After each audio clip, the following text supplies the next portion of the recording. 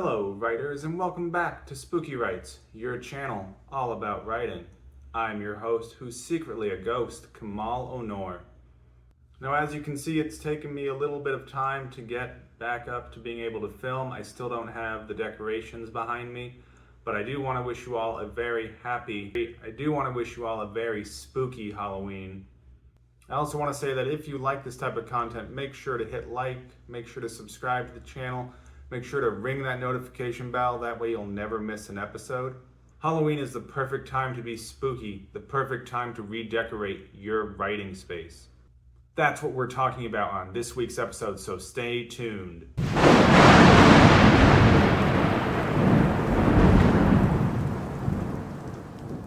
It's the raven's call, the werewolf's howl, the vampire's bite. You search through the woods for safety, but all you find is... Okay, Writes.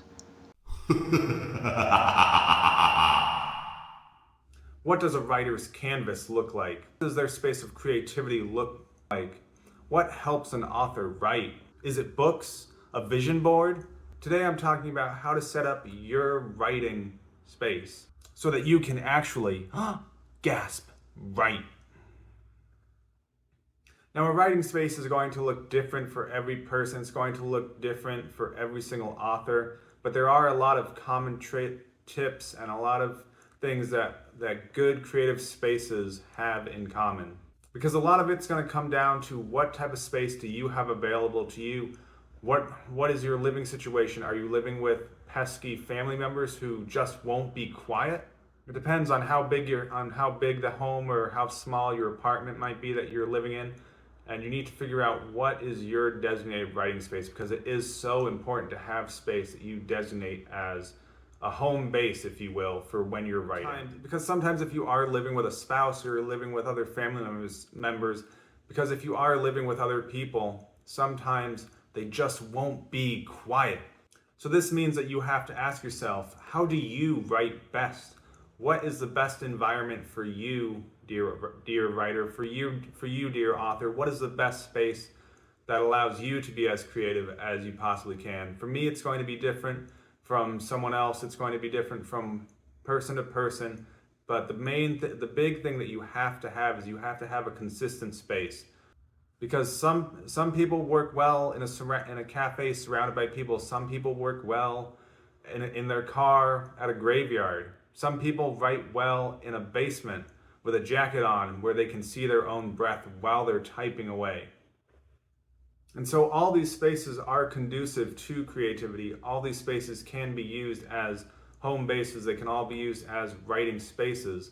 And I believe that the number one thing that every single good creative writing space has to have for the individual writing, for the author, for the writer, is it has to have a degree of familiarity.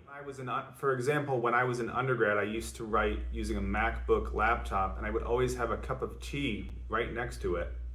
That was until one day when some people came into the common room and knocked over my cup of tea, spilling it all over my MacBook. Which is why I now write on something that can be much more easily replaced. I very much enjoy using a desktop computer, and I make sure that if I do have a mug of tea or a cup of coffee with me, that the only thing that will potentially get damaged is in fact a USB keyboard. Because a USB keyboard is going to be much easier to replace than having to come up with $500 to repair my laptop. But at least it wasn't wine that I spilled on my laptop, ladies. Now I've also moved a number of times. I mean, just in the span of starting this channel back in January, this is the third location of filming. So I do a lot of moving about, and every time that I move, every slight adjustment to a new space requires an adjustment period. It requires me to get comfortable in the new space, to get comfortable in the new room where I'm able to create and I'm able to write. Because even something as slight as going from a USB keyboard to that of a Mac keyboard to using a laptop, all these slight subtle changes will throw you off slightly. I know it threw me off a lot when I was typing on a MacBook Pro, and then I had to suddenly be using a USB keyboard in a computer lab.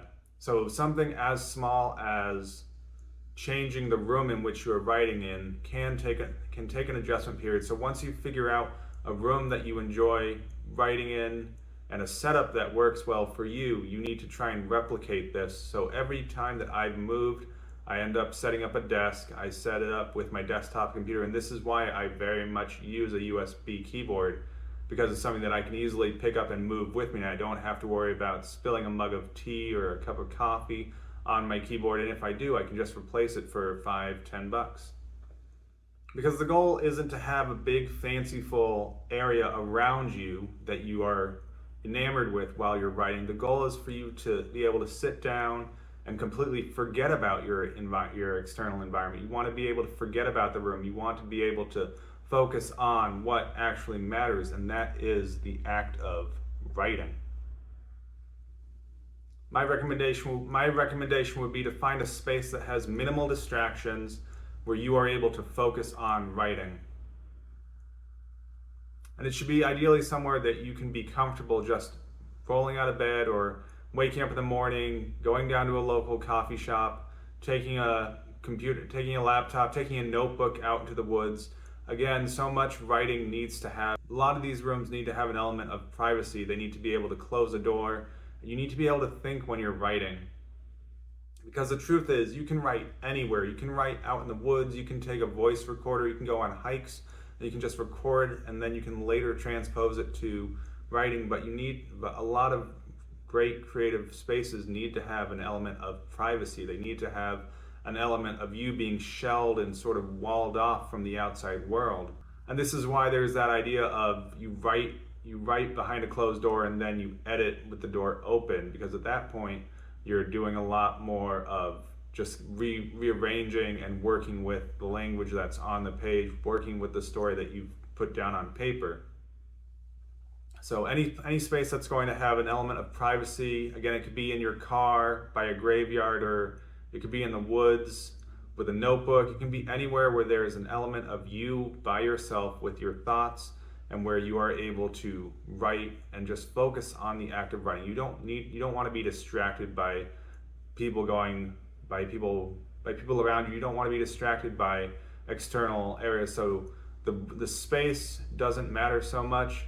You just need to find a place that you are comfortable with, a place that you can forget about, and a place that can just kind of fall away to the background, that you become so comfortable with that you just wake up, you sit down at the computer, sit down with your notebook, and you just start writing. And with that, I want to wish you a very spooky Halloween, and remind you to keep it spooky. And of course, here's your writing prompt for sticking all the way through the video. It was Halloween and the children were blank.